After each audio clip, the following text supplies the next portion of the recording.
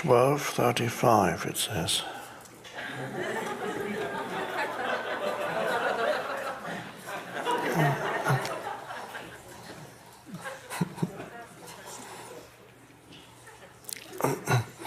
Must be a West Coast. Last used on the West Coast.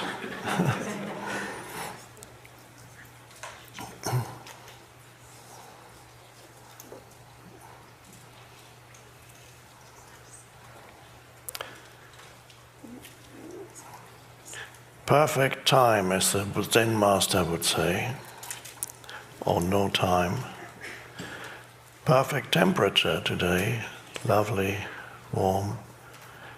The Zen master, of course, would say, temperature is always perfect.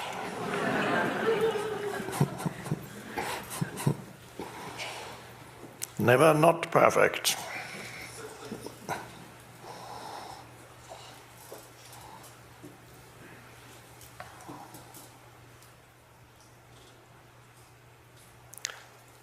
Uncompromising, behind that statement, is the Zen master's uncompromising acceptance of the present moment.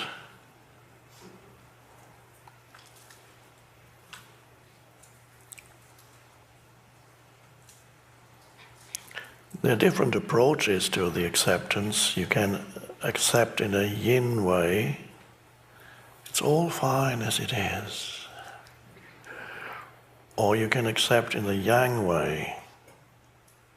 It's perfectly fine.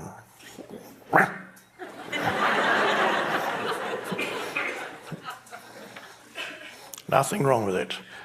But you have to be careful. There are some people who study Zen or even go to Zen monasteries and then they act out the way, I don't know even if there are any Zen masters left. I hope there are. Or whether they're all part of history, I don't know. And then they act out how the Zen master speaks, not realizing it's just an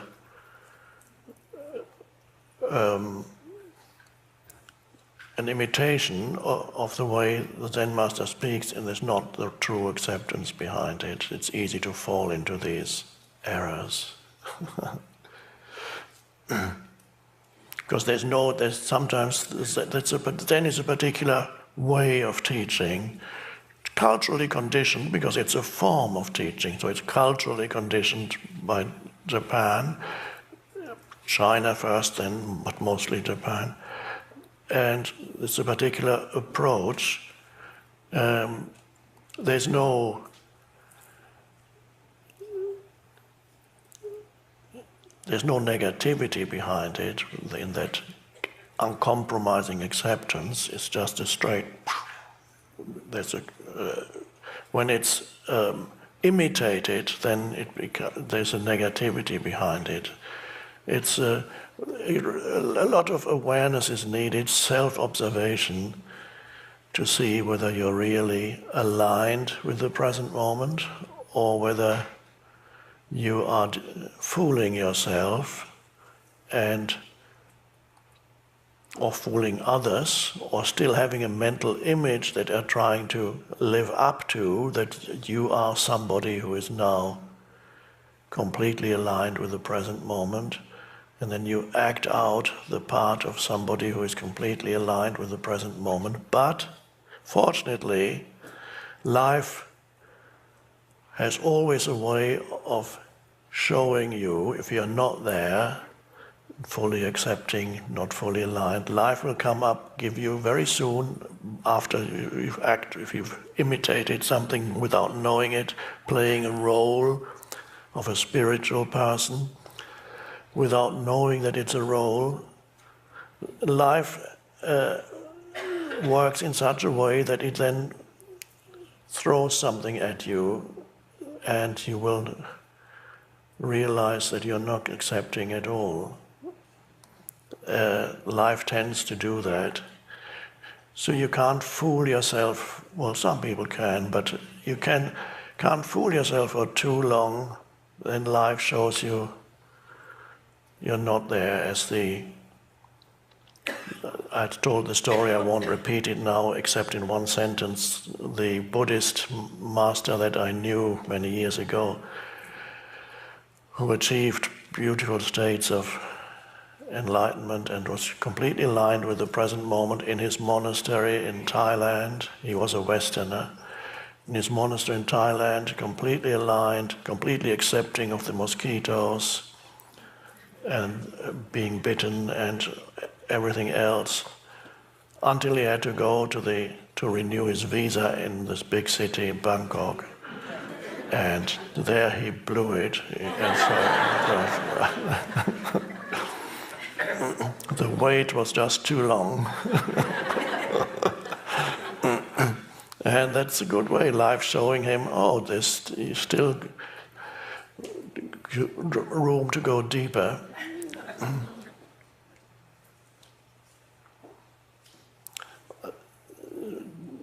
I don't know what will happen this afternoon. I will speak a little.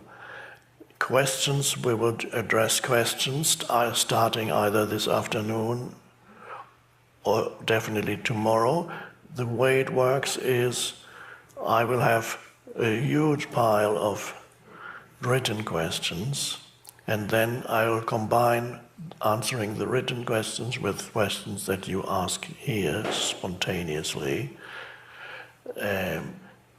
half-half, more or less. And the way I select the written questions to make it more fun, first I select questions that I believe or feel are relevant to many of you, and then some I just pick at random.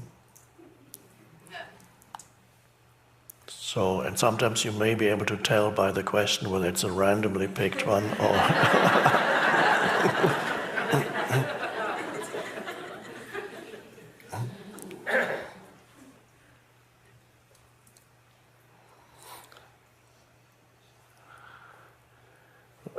A usually problematic area for many or most people is relationships of whatever kind or on whatever level. It's where people seek their happiness, and it's where many people find their unhappiness. And so I'm talking about both intimate relationships, somebody you live with, and I'm talking about other kinds of relationship also, at work, other family members, relatives, friends, and even very brief relationships, because any interaction with another human being I'm using now relationship in a wider sense, any interaction with another human being is a relationship. You are relating to that person. And so it is, for many people, most of their, or a large part of their suffering or unhappiness, unfortunately, is derived from relationships. They tend to go wrong so often or present so many problems and obstacles. And it seems that human beings are just so terribly difficult. Except one, the one who is listening to these words.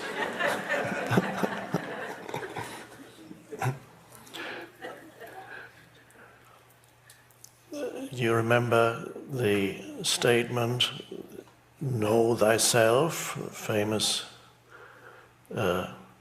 words of wisdom. Knowing yourself, there are two levels to knowing yourself. One is the level of mental, emotional, and reactive patterns that you display in your life and the ability to be aware of them. That is one level of self-knowledge, of knowing yourself. That is the kind of thing that sometimes in good therapy sessions, if you have a good, aware therapist, can be helpful to become aware of that level in yourself so that you know what your predominant patterns are. Doesn't everybody know what their patterns? No. They are so identified with their patterns that there's no awareness left. And that usually means when a person is so unconscious, that unconscious, the definition of unconscious, the way we use it here in a spiritual sense, not in a clinical sense, I'm not talking about unconscious, but in a spiritual sense, unconscious is to be totally identified with thoughts and emotions. So there's no room for any awareness left. So you are in the grip of the thought, in the grip of the emotion, and often thoughts and emotions are linked, go together. They have you in their grip so that they basically, you are them, you are the emotion. And those people who are so unconscious, there are still millions around, you might have noticed. Often they have a tendency of seeking always there's always the people who are always to be blamed out there. There's always people, they point their fingers at why these people are so bad and what they're doing to you or how awful they are. There's never looking at oneself. Jesus already had that statement. Why do you see what is the saying about the what? Yeah, you see a little splinter in the other person's eye, but you don't see the huge splinter that is in your eye. Very profound statement. So why don't you find that first, he says. So in other words, he says, know thyself. Be aware of your own patterns. And most people here have that awareness, but perhaps not all the time.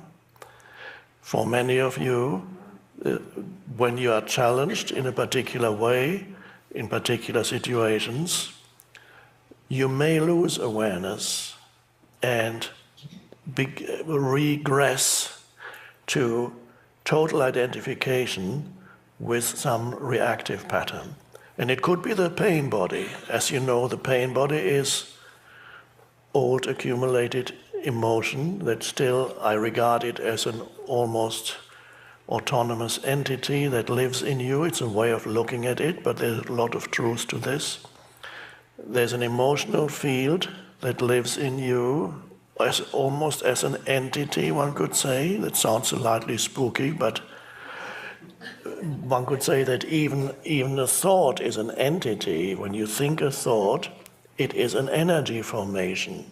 It is a little being that you give birth to. So it has a life. It depends for its life. It depends on you, on your life, but it is a little entity. And so in some forms of either deep unconsciousness or when mental illness, sometimes it can happen that the mind gets completely taken over by these little thought entities. And so you're totally occupied. Your mind is totally occupied. Another word for occupied is, I won't say it, it sounds too spooky. So you're totally occupied by these thoughts, and they pretend to be you. So that is total lack of awareness. So it's essential for your spiritual growth to be continuously alert and vigilant so that you are able to be there in the background, so to speak, as the awareness in your daily life, so that you're not completely taken over by the arising thoughts and arising emotions. When you interact with people, when you become upset about this or that, always any kind of upset or disturbance in your energy field can be very helpful. Do not believe that I shouldn't have this disturbance in my energy field, or I shouldn't be upset because I'm spiritual. I don't get upset about these things anymore. But honestly observe what arises, and then observe how does it arise. And as I already mentioned last night, very often you will find it is caused by certain thoughts in your mind, certain interpretations, certain reactions. It can also happen that a reaction comes so suddenly that it's just an emotion waiting to come up. An emotion, and this is what the pain body does, as you may know. The pain body is not necessarily always active in you. There are periods when the old emotional pain that you still carry around with you, is dormant, and then it leaves you in peace for a while, and then you are fine. You meet somebody, and this person is lovely, and it all goes fine, and you might spend some time together, and it's still fine. And then you go on vacation together for the first time. And then there comes a moment when something else comes in that's not fine, either in you or through the other. And what happens in relationships, the pain body periodically needs to feed on a certain experience that corresponds to its energy field. The vibrational frequency of its energy field is a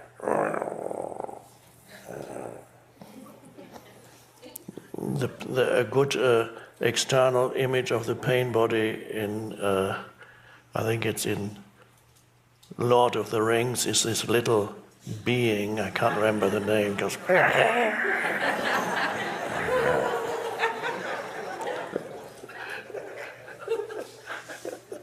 and even the little being once was a normal being, according to the legend in this, it's kind of modern mythology. That being was once a normal, lovely human, and there is still, although this being has been completely taken over by what I call the pain body, occasionally there are still instances when the original being that's been completely taken over still shines through, and there's a little bit of tiny glimmers of awareness come in occasionally, and then you almost feel sorry for it. But then again, the pain body, and if you feel sorry and you give in, then immediately the pain body will take advantage of that. So that's a lovely modern mythological illustration of the pain body. So to observe that in yourself, in relationships, how it periodically comes up, either in your partner or in yourself, wanting some kind of drama, amplifying something little into something big, because it wants to feed on your partner's reaction. It wants the emotional negativity, it needs the emotional negativity from the other in order to suck it up. And then you give back of it to the other. The pain body, then mutually they energize each other. And that is unconscious. That is how couples, many couples, most couples perhaps, unless there's already considerable consciousness there in both of them, or at least one of them, they go through that periodically, don't realize that that is what it is. And at first there are even people who feel they need that drama to feel that the relationship is still real. And that is, there comes a point when it gets too much, so then the pain that arises so often and so frequently, it gets too much, and I can't live with this person anymore. And then you separate. But if the awareness hasn't come in so that you can be aware of your own pain body, what you contribute to it, then you will repeat the same thing in the next relationship. So the pain body needs to re-experience emotional pain through drama. And whoever it comes up first in, it is usually it's always recognizable by being an overreaction to something, an event, something you said, something you did, or something you failed to say, or you failed to do.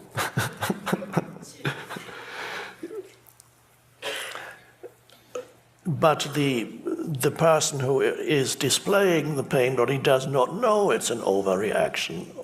So only an outside observer or the other might see that it's an overreaction, but to the pain body it seems a totally natural reaction. So you need to know what situations, there may be certain situations in your life that tend to trigger the pain body in your relationship or at work. There may be certain people that your pain body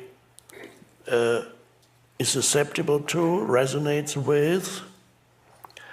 If you live alone, then the pain body has a little problem. What am I going to feed on? I can't have drama with myself, or can I? Yes, you can.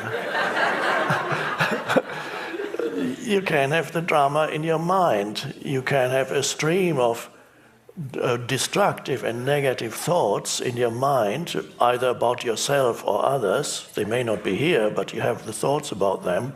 They may be in your past, they may be dead. But the pain body, if there's nobody around that the pain body can feed on through negative emotion, it will feed on negative thought streams, your thought streams. And this is where the addiction to negative thinking comes from. There are people who are actually addicted to negative thinking because the negative thinking is used by the pain body to feed on, because because thought is energy. The pain body is it's an energy form. Everything is energy. Every thought is an energy field. And a negative thought and energies have different frequencies, so to speak, and the pain body seeks further negative thinking because it strengthens itself through that. It's food. And so people get into terrible suffering, terrible misery in their lives, not realizing how it arises. If they knew how it arises, if there were some awareness in the background, and for some people this realization has come through reading The Power of Now, and they suddenly, oh my God, this is what it is. This is what I've been doing, this is what we have been doing for all those years. Okay, and that's a good thing to see that. That's not all, because now the next challenge is to be there when it happens, in the moment. You can more easily see it, okay, that's been going on in my life. But in the moment has, the emotion that comes up has enormous energy and can easily obscure your awareness again. So it requires a lot of vigilance, but being here, for example, is quite helpful because it increases your level of presence, your general level of presence, which then you will have grown this is how I put it, you will have grown in presence power.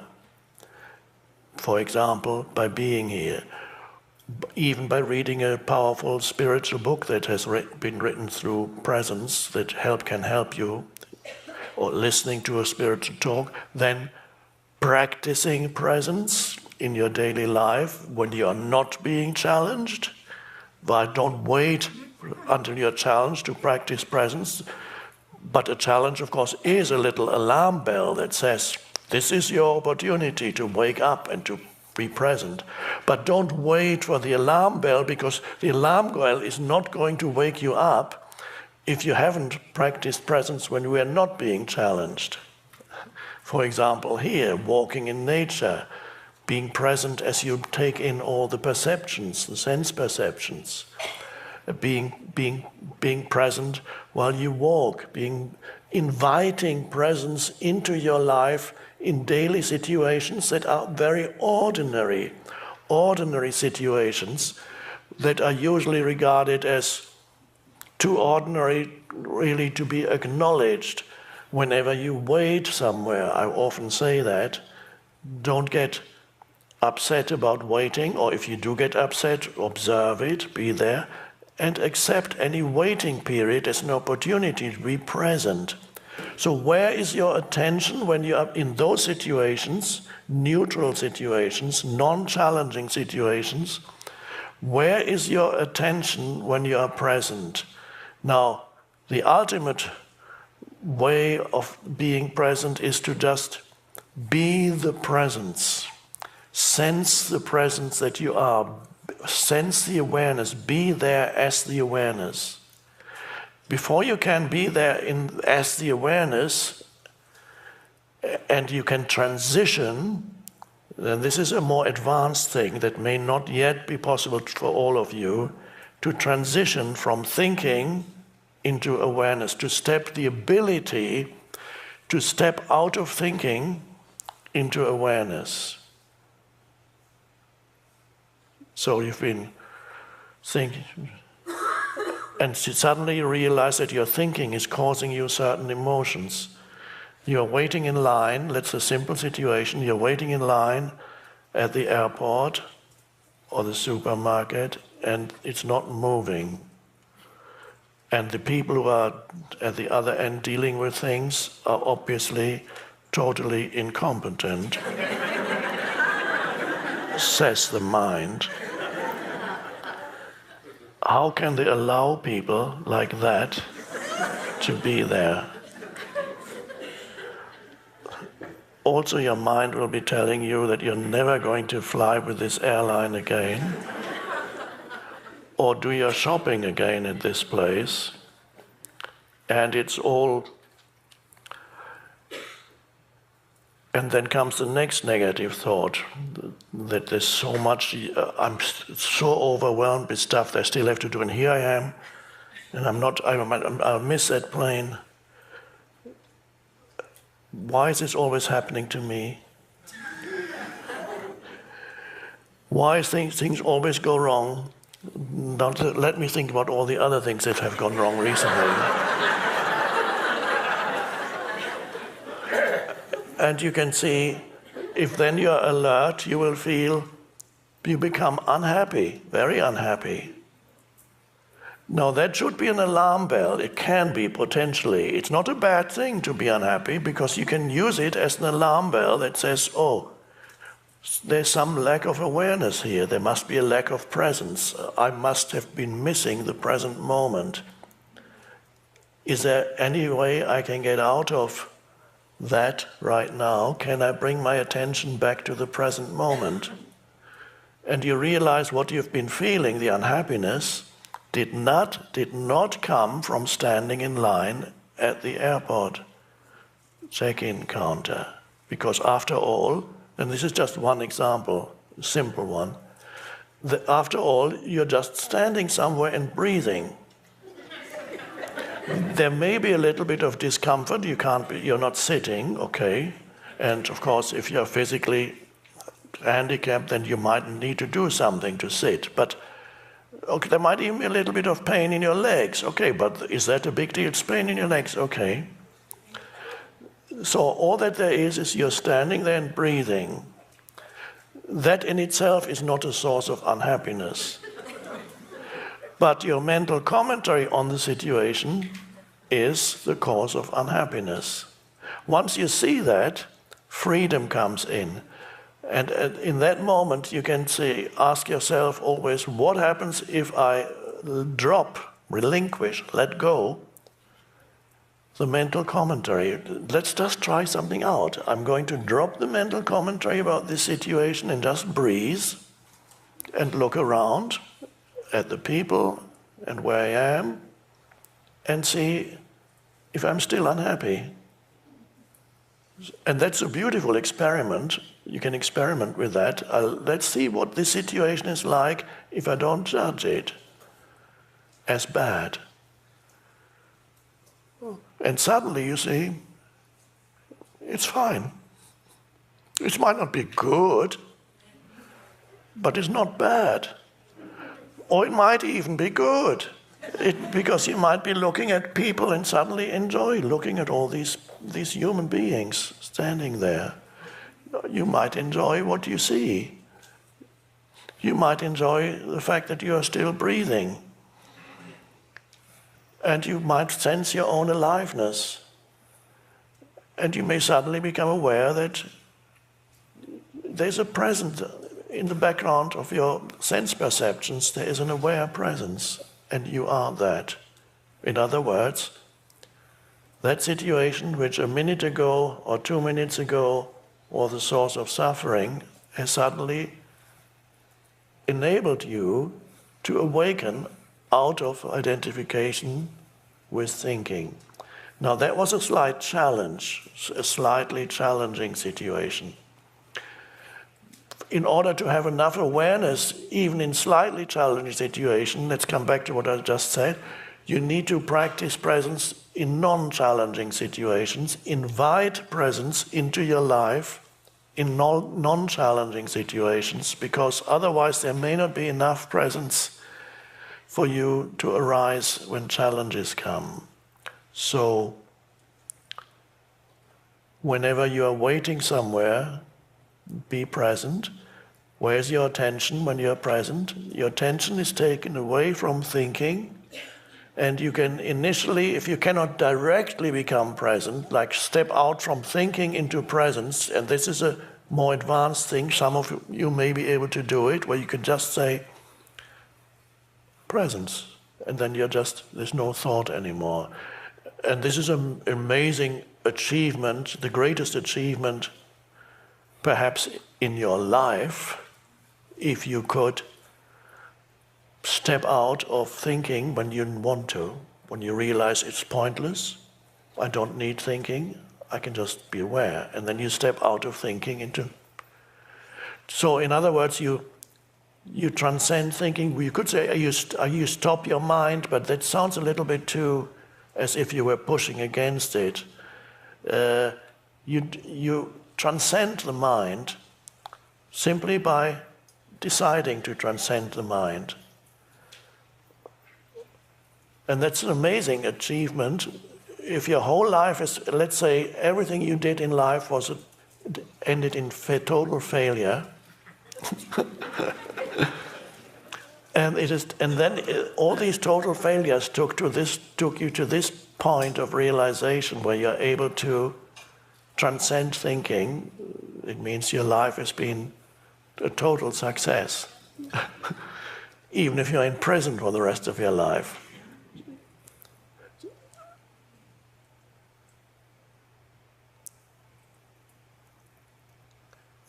So invite presence into your life in normal situations, when you're traveling, when you're alone. Don't always, and this is important for modern contemporary humans,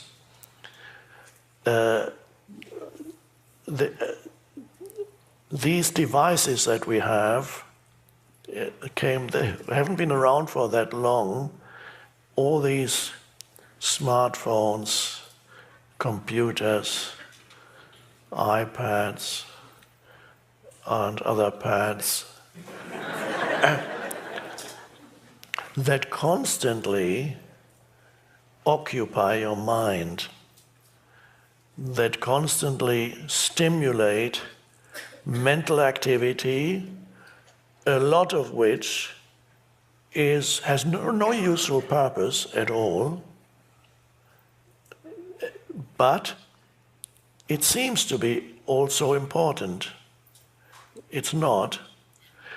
So you need to be careful that your mind is not taken over by these devices that simply amplify something that was already there in humans, has already been there in humans for thousands of years, this incessant stream of thinking. And now it's stimulated by these and amplified by these devices. So it's what's going on my Facebook page? What's happening there? What's going on? Now there are. This has become a part of people's ego. So that you have an externalization of ego. Ego is living through a mental image of who you are. It's not being yourself, but being who you think you are, having a mental image. The ego is Narcissus, the ancient Greek myth, the young man who looked before there were mirrors or selfies. The young man looked into a pool of water and saw himself there for the first time. And it was very beautiful, and he fell in love with his own image. That's the myth of Narcissus. He fell in love with his own image. And then from then on, things went downhill for him. Now, he fell in love with his own image is not talking about real love. He became obsessed with his own image. That's really what it was. He became obsessed. I am so beautiful. So he started to develop a self-image. There he was, here, and there's the image me. And that is important. This myth describes the beginning of the arising of the human ego. Of course, nowadays it's not the pool of water, it's the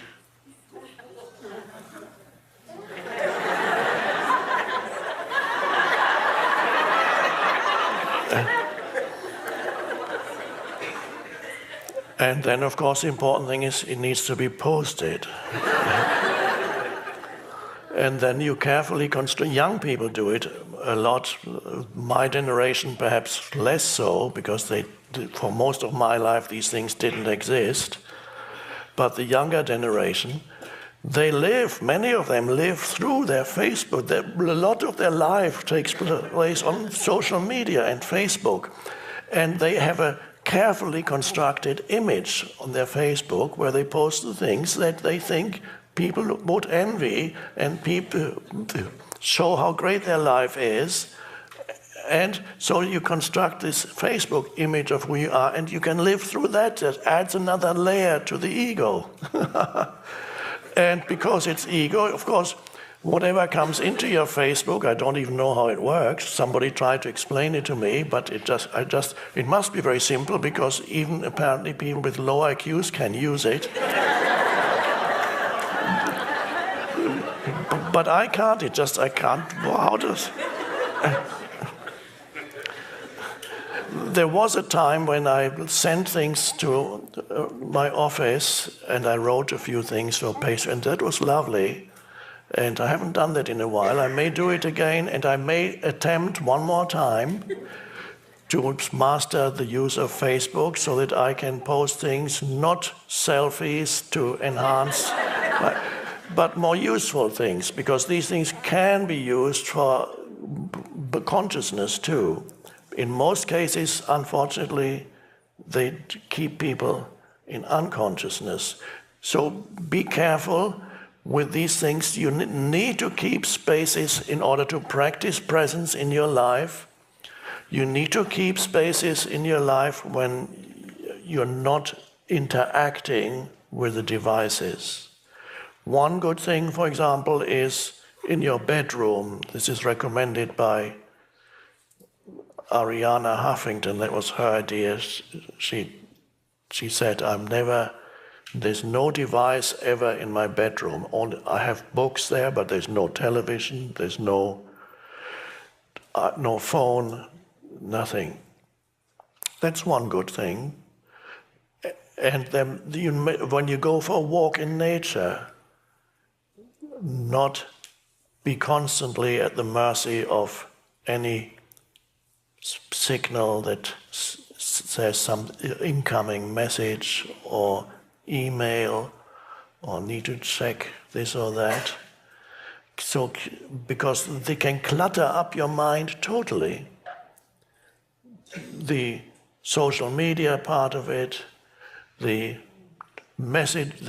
text messages, the emails can lead to a totally cluttered mind.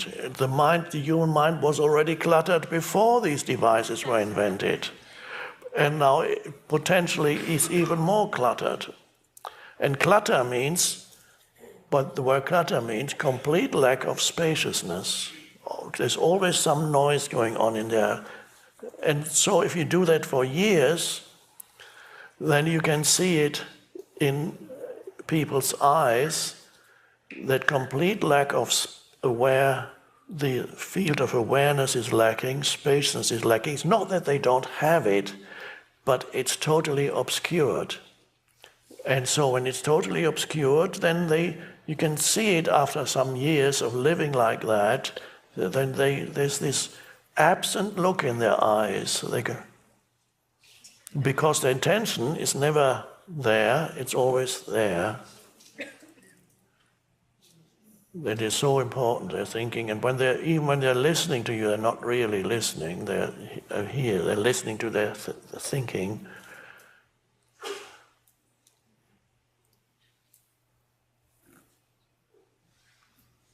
And often there's an emotion behind it too, some kind of resentment.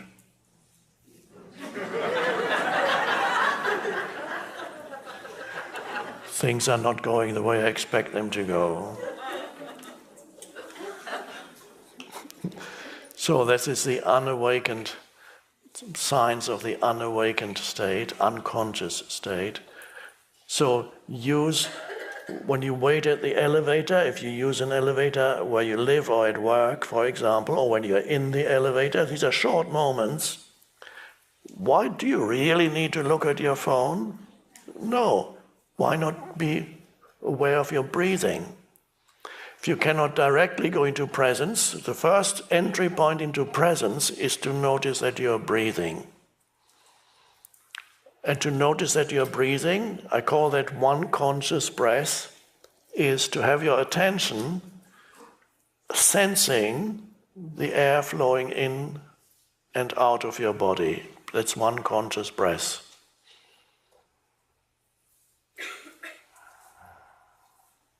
And if you're sensing that, you might notice you're not thinking at the same time. You can't. You're either sensing your breathing or you're thinking. But you can't do both at the same time. So the simple fact of noticing that you're breathing is your portal or your entry point into the state of presence. What could be more simple than that? I'm noticing that I'm breathing. That is not a complicated technique that you need to master. A 3-year course in some very complicated meditation technique, okay, well, you go for it if you want, but there's something more simple. Notice that you're breathing. And the thing is, you're always breathing. So that makes it even easier. You're never not breathing.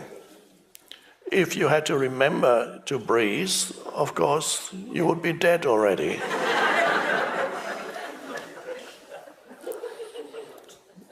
And that in itself is already a very calming thing. You don't even need to say, I need to become calm. No, just notice that you're breathing. You don't even say, I need to stop. How do I stop thinking? Just notice that you're breathing.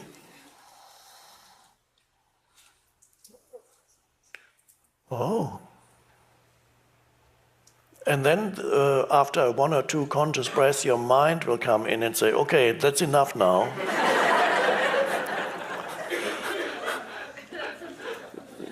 Now look at your text messages.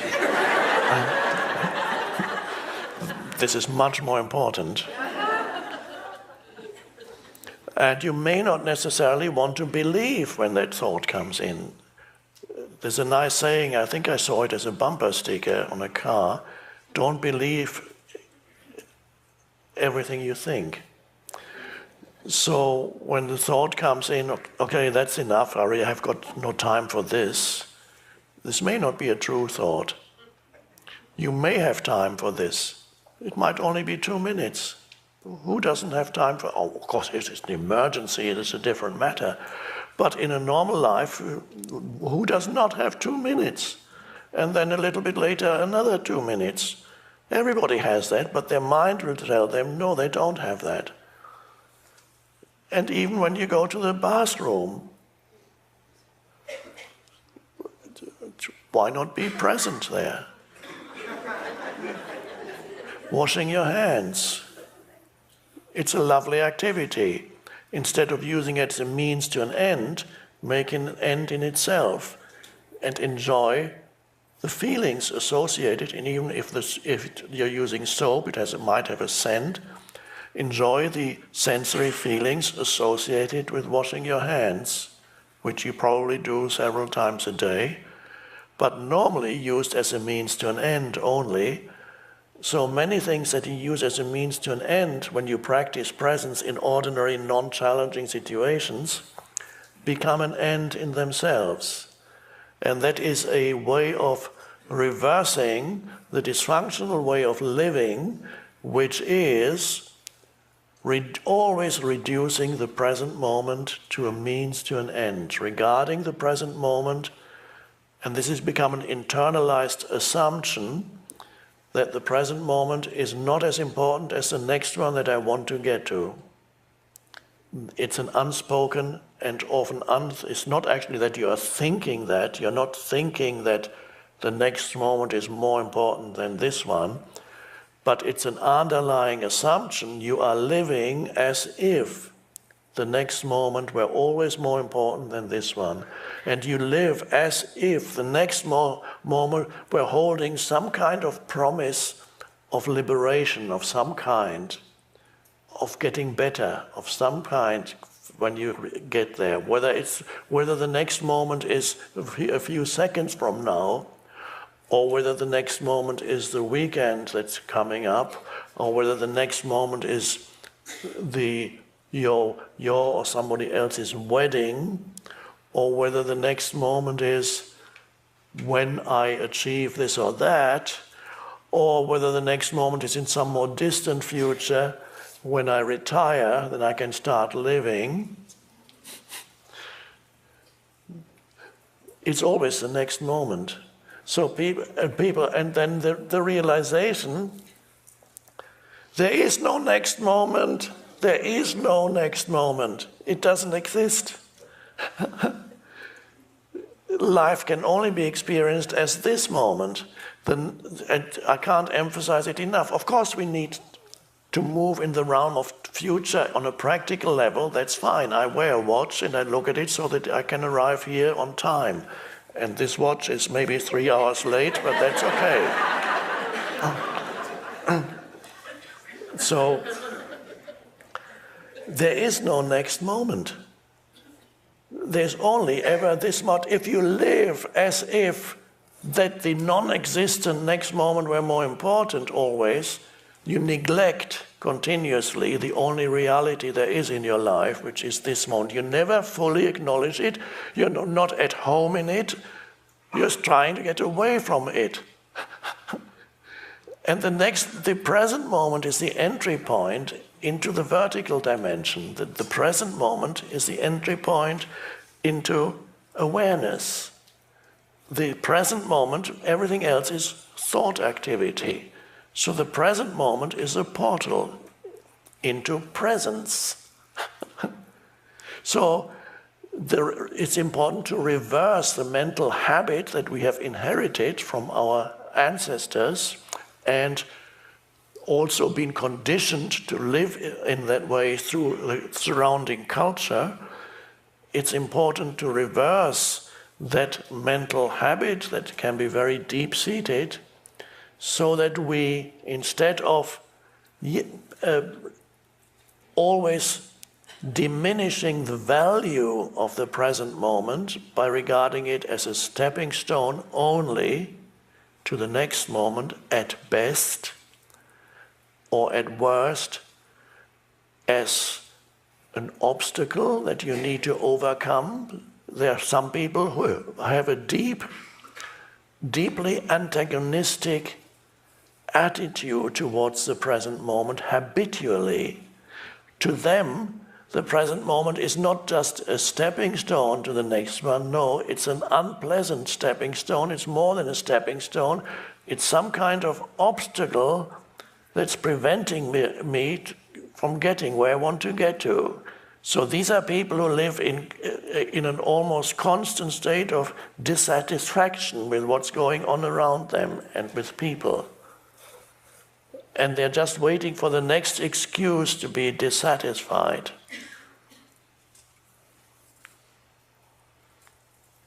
Dreadful state to be in. You're denying life continuously.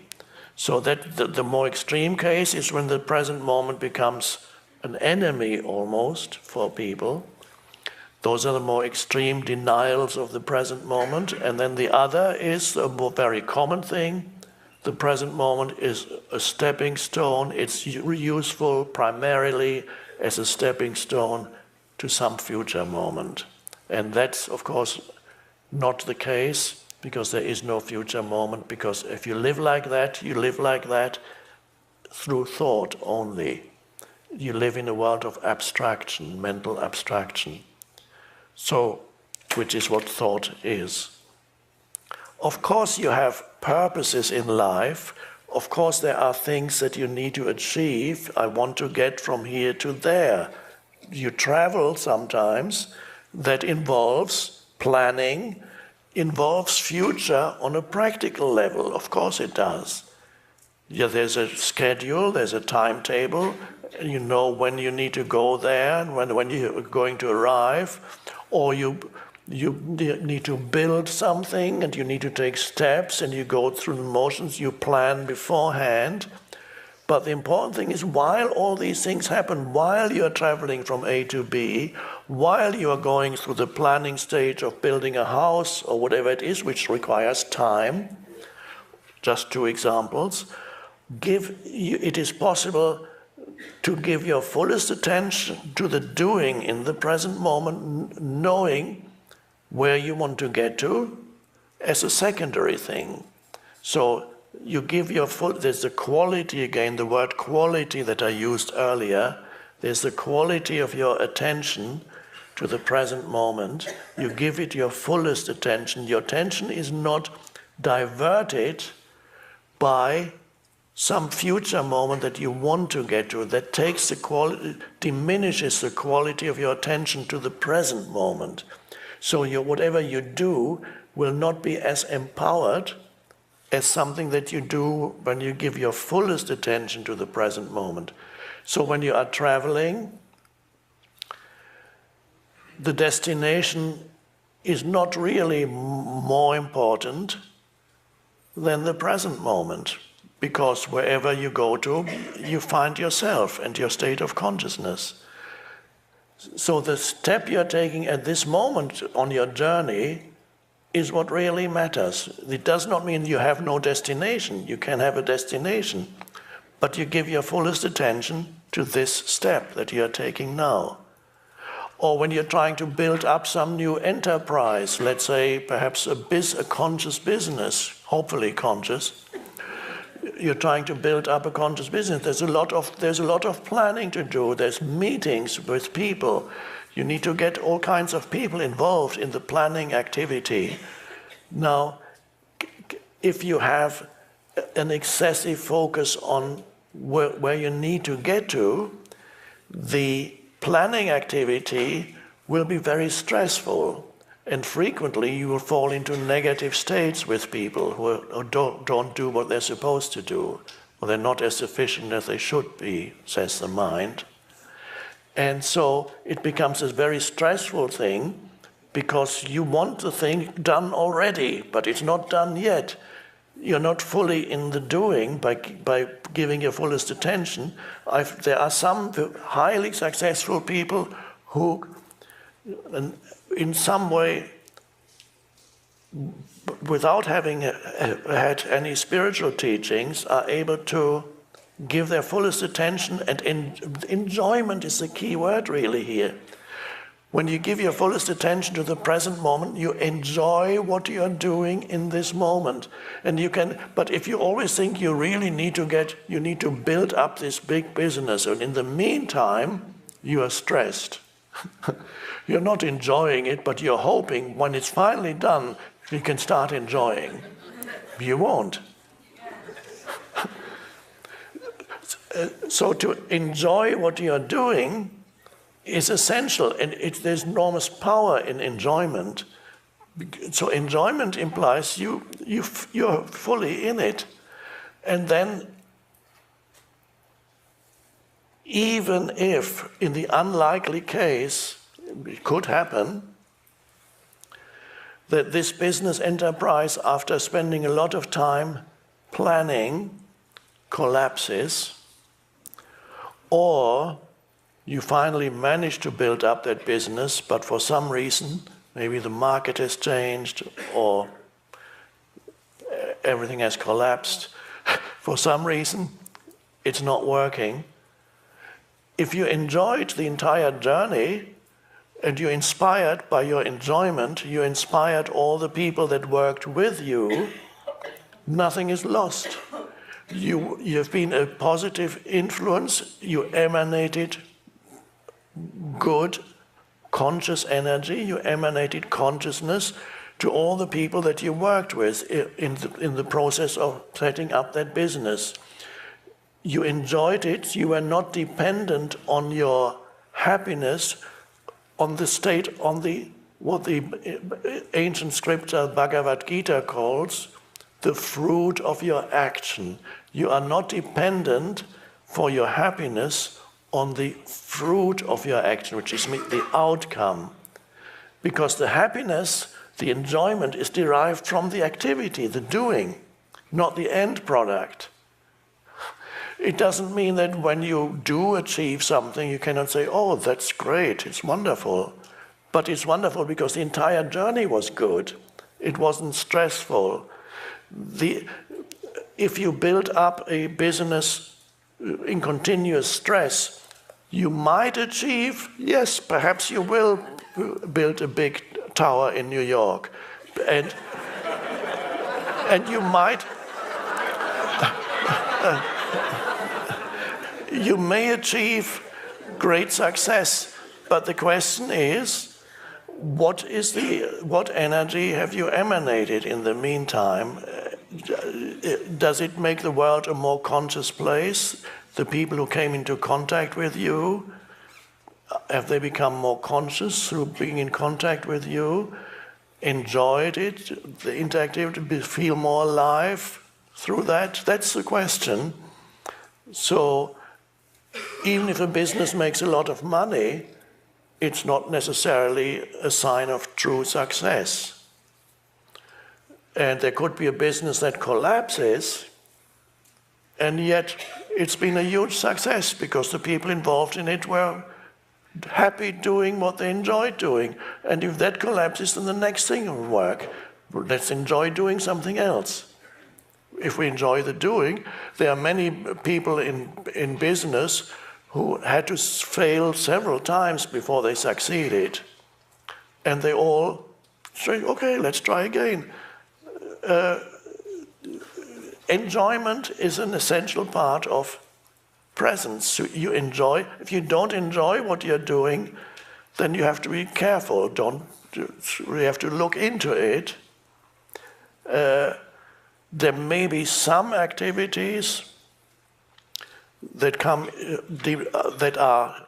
life demands you to do this or that. Occasionally, you might say, I can't enjoy that.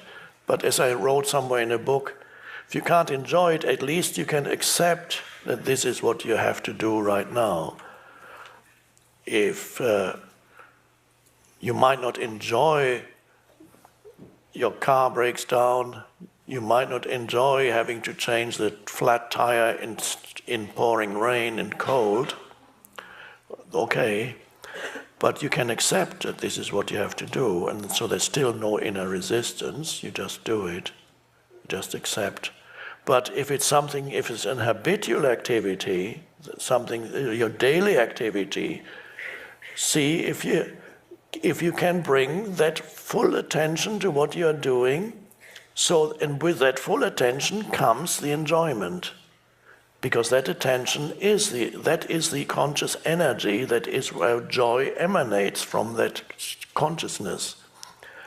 And the question is whether you can, in whatever activity you are engaged in at present, whether you are able to bring that state of consciousness into the activity you are presently engaged in, whether it lends itself to that, and many things do, or whether whatever activity you're engaged in or wherever you work is so unconscious.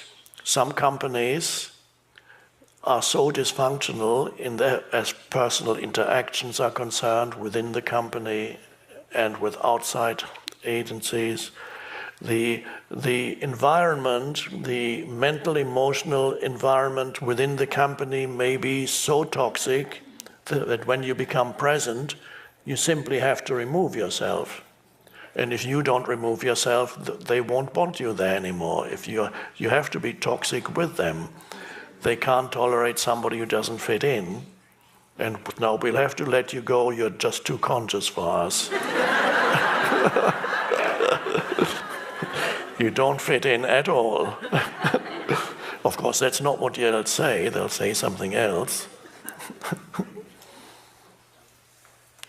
So the presence power builds up in ordinary situations, inviting presence into your life, so that presence is not confined to passivity or stillness. People think stillness means you have to sit still to be in stillness. Okay, now I'm still, but I mustn't move. Now, presence through movement, as you practice with Kim, shows you that movement and stillness go very well together. They need to be integrated.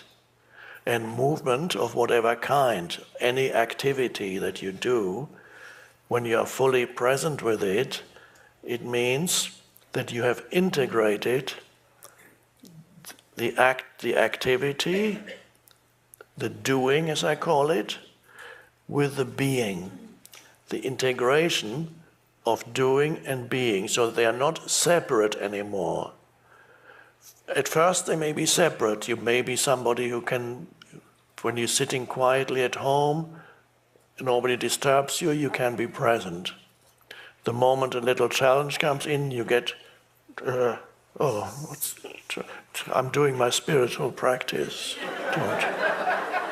Don't disturb me. Psst, careful. It's like something you have to handle with care. You say, I'm breakable.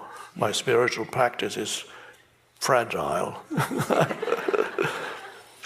Okay, but it's a beginning. At least you can be still when you sit quietly in a room. But then it needs to be integrated so that even while you do things, the stillness is still in the background, a sense of spaciousness while you walk, move, speak, act, and so on. There's still remember the inscription in the temple in ancient Greece, the you are, the letter E, that knowing that I am, the I am sense, the being sense, the awareness is in the background while you speak, while you listen to somebody, while you do your shopping, while you talk on the phone or wait on the phone for some automated machine to talk to you. You are present, breathing, watching. Instead of getting agitated, you are present. So gradually you can be present while moving from here to there. It gets more and more difficult gradually. The most difficult things, situations for being present are at work, at committee meetings, or other kinds of meetings, which tend to bring up egos in people. And even more difficult to be present is long-standing family relationships. So with people that you have known all your life is sometimes the hardest to be present with.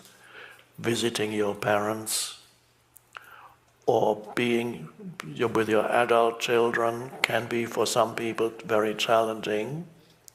Visiting relatives, Christmas and Thanksgiving dinners can be awful. Supposed to be very joyful occasions, but it's been shown through research that for many people, Christmas Day is a very unhappy experience because they're meeting all their relatives or their families, and it's the same every year. Oh no, not another Christmas. Re-experiencing the same unconsciousness, the same remarks, judgments. Can't take it anymore.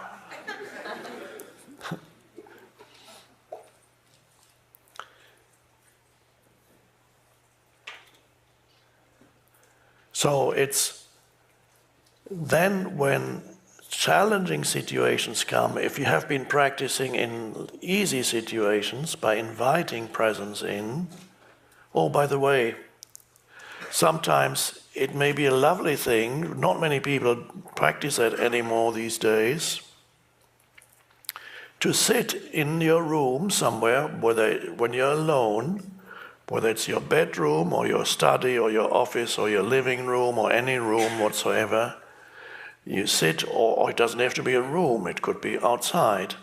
You sit somewhere quietly for a certain time every day doing nothing. Now you might say, okay, if you have young children, you might say, I just can't do that. Well, at some point they may be asleep at some point, so you may have to wait for that. Or you sit quietly while they happen to be playing. Or you sit quietly while they're screaming.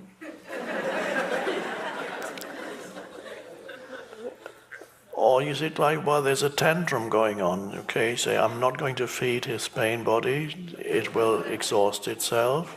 And you sit quietly. And there you go.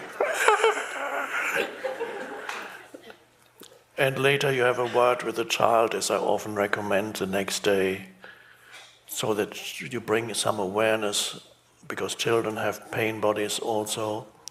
You bring some awareness to the child through saying, what was that thing when you started screaming yesterday? What was that you felt? What did it feel like? That's a strange, and you've had it before, haven't you? I noticed that you had it last week too, that thing. It comes occasionally, doesn't it? And so, yeah, it does. What would it look like if you saw it? Maybe you can draw it. Draw a picture of that screaming thing that comes in. And then it can bring in some awareness in the child. Many children have tantrums, and which is a pain body attack, and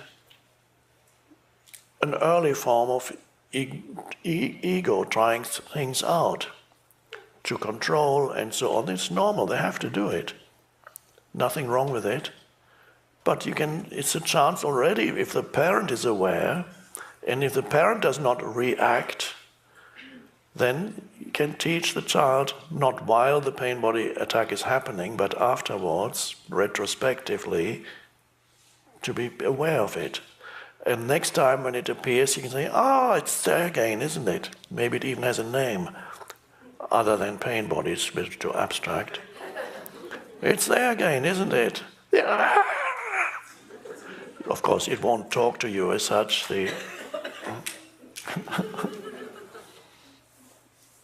So, sitting quietly in a room, there's a French philosopher, I don't remember who it was, perhaps Pascal, or don't know who it was, who said something like, most of the world's evil can be traced back to people's inability to sit quietly in a room. Because really this is a more profound statement than it seems at first sight. Because to sit quietly in a room means to become still, to go within, to step out of thinking, and just be with yourself, just for a minute, 2 minutes, 3 minutes. Be with yourself and look around the room without doing anything. Just take in the sounds, the smells, the air. You might even touch something. Look around you. You take everything in. Let's do it now, as I'm talking about it, because here we are sitting. I'm the only one who is not quiet. We are sitting quietly in a room here. Of course, we are not alone, and yet you're sitting quietly in a room. And then what are the ingredients of your experience as you sit quietly in a room? The ingredients of your experience are your sense perceptions, auditory, visual, tactile, what is the other name? Olfactory, probably, whatever. Smelling, if there is anything to smell. And so you take all that in, you take in the totality of this room through your senses. Okay, that's the part of this moment. Then you can feel your body, the inside of your body. If have some awareness, you can, I call it the inner body. You can feel, you take attention away from thinking. You've already done that by becoming aware of sense perceptions. And now you take attention away from thinking and placing conscious attention into the inner energy field of your body. In other words, you feel it from within. Feet, hands. There's a slight, in your hands you can feel it most easily. Slight tingling sensation perhaps inside. Slight, almost like a little bit of electricity almost. In your feet, hands and feet simultaneously.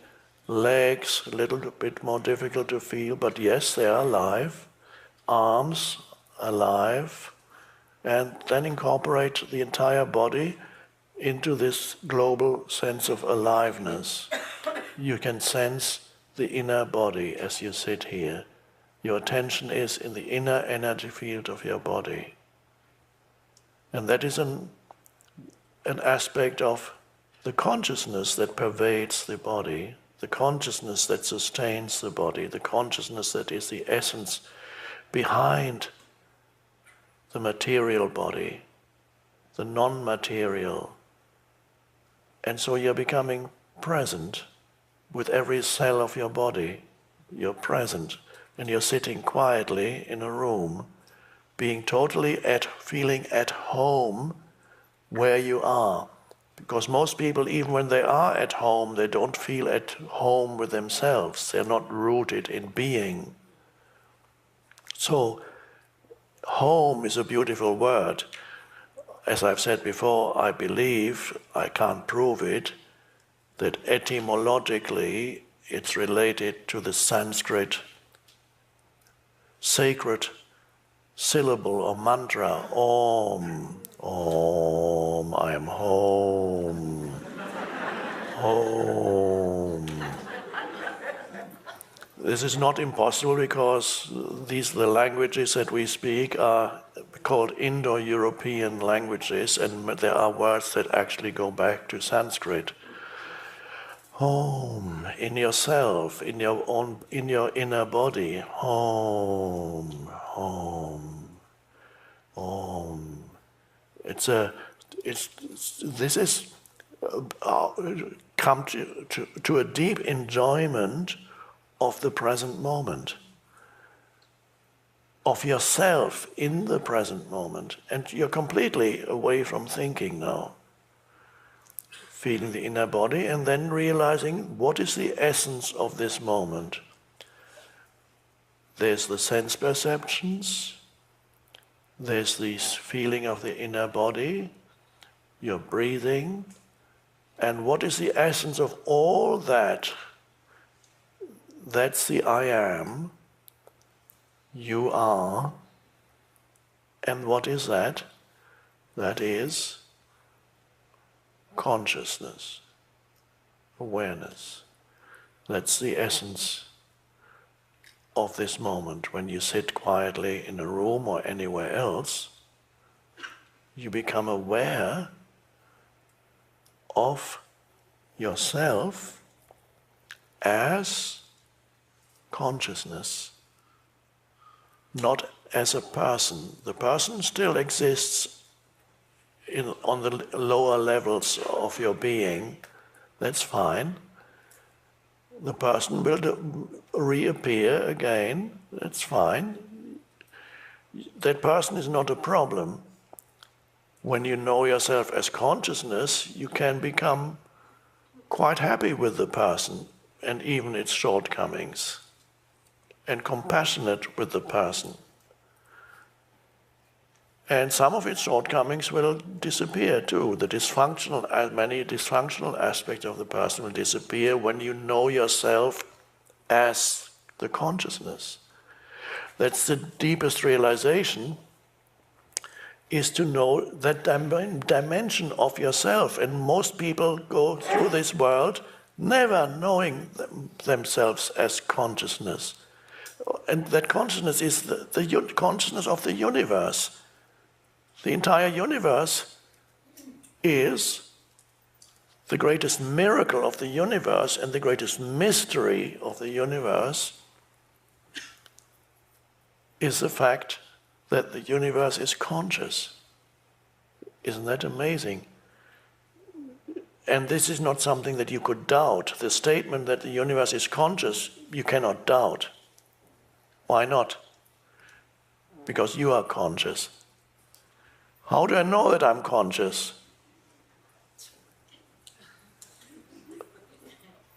Well, to perceive anything, I need to be conscious. There needs to be consciousness, is perhaps a better way of putting it. It's the only thing that is beyond doubt about you. Everything else could be a dream. This could be a dream. A man is talking to you in a dream, saying that this could be a dream. Perhaps it is. You cannot be absolutely certain that this is not a kind of dream. But there's something else you can be certain about. Even for the dream to appear, there needs to be the light of consciousness in which the dream appears. And so it still applies. There's one thing about you that is beyond doubt, and that is that you are consciousness. Everything else is a temporary formation within the field of consciousness. You are, in addition to being a little person, you are the consciousness of the universe, appearing as a little person. Of course you are. You are not in the universe. This is, people think of themselves as, here's me and there's the universe. You are an intrinsic part of the universe. You have come out of the universe. You haven't been put into it. You've come out of it. You are it. And when I say universe, yes, I mean all the stars, galaxies, planets, the infinite vastness of outer space, yes. The infinite vastness and mystery of subatomic realms and dimensions also. And there are huge mysteries there still to be explored.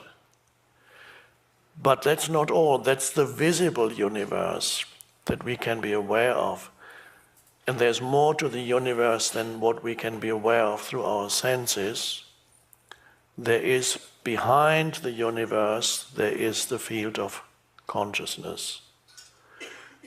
And you can't see that, but it is the animating principle behind all life, the evolution of the universe as consciousness. The universe is in the process of becoming conscious. Don't ask things like, how long is it going to take? But we know that the universe is becoming conscious because we are becoming conscious. And we are the universe. So you don't need secondary evidence. Don't say we, just say I. You say, you know that you are becoming more conscious. You can feel it, you know it. So that's beyond any doubt that since you are the universe, as above, so below is the ancient dictum. So if you really know yourself fully, you understand a lot more about the universe because you are a microcosm of the universe. There's a lot of just know yourself, and you know the greatest secrets of the universe by knowing yourself.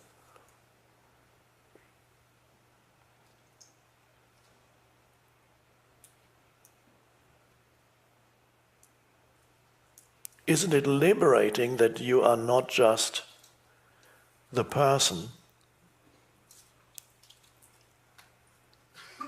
and then that deeper dimension shines through the person? They're not separate. It shines through the person.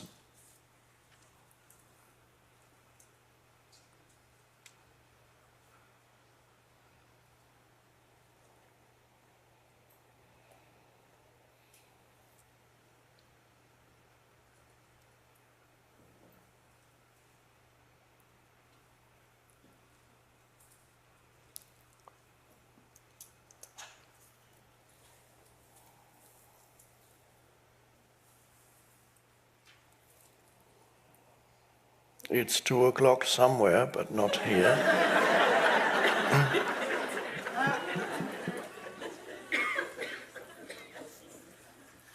Let's just go into stillness for a little while.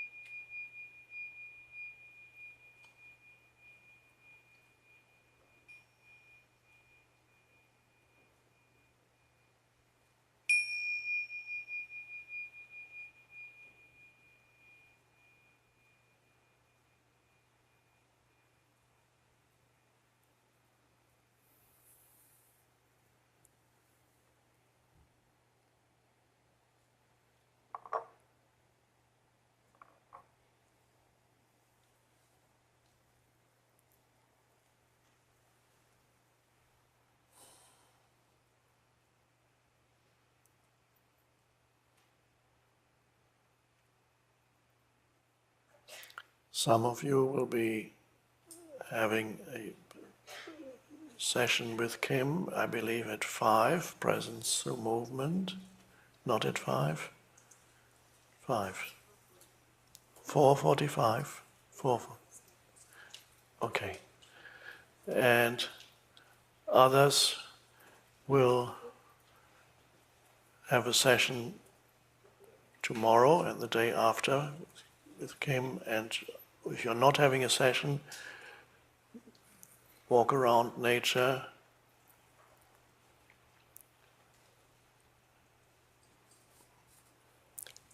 be the awareness behind your sense perceptions.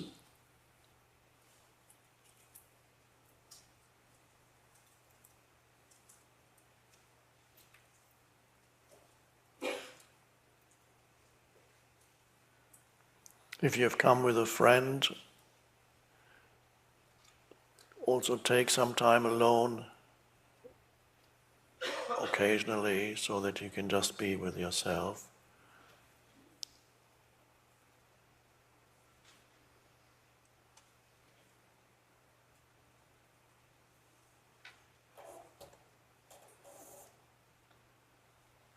And enjoy this perfect day.